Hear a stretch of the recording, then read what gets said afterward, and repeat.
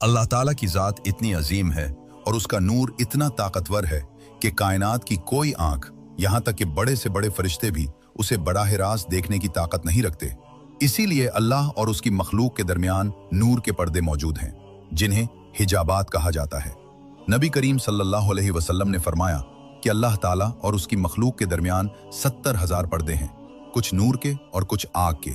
ये पर्दे अल्लाह को छुपाने के लिए नहीं, बल्कि मखलूक को बचाने के लिए हैं, क्योंकि अगर उनमें से सिर्फ एक पर्दा भी हटा दिया जाए तो अल्लाह के चेहरे की तजल्ली वहां तक हर चीज को जला दे जहां तक उसकी नजर जाती है, और अल्लाह की नजर पूरी कायनात पर है। फिर वो मकाम आता है जिसे सिदरतुल मुंतहा कहा जाता है।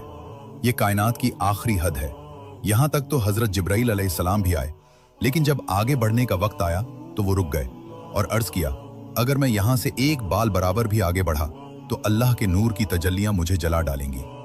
सोचें, जिब्राइल अलैहिस्सलाम जिनके 600 पर हैं, जिन्होंने पूरी बस्तियों को एक पर उठा लिया, वो भी अल्लाह के नूर के सामने आगे न बढ़ सके। फिर अल्लाह ताला की एक सिफत है अल कुबरिया, यानी बेइंतहा बड़ाई।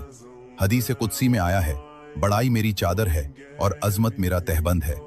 ये अल्फाज इस बात की तरफ इशारा हैं कि अल्लाह की अजमत के ऐसे पर्दे हैं जहां तक किसी की रसाई नहीं, यहां तक कि फरिश्ते भी अल्लाह के जलाल के सामने कांपते रहते हैं।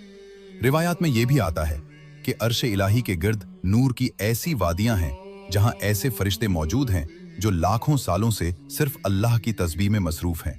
उन्हें यह तक मालूम नहीं कि अल्लाह ने आदम अलैहिस्सलाम को पैदा किया है या नहीं, वो सिर्फ अल्लाह के नूर के एक अक्स में खोए हुए हैं। और फिर उन तमाम पर्दों, उन तमाम हिजाबात और उन तमाम नूरानी फासले के बावजूद एक दिन ऐसा आएगा जब अल्लाह ताला मोमिनों के लिए ये पर्दे हटा देगा।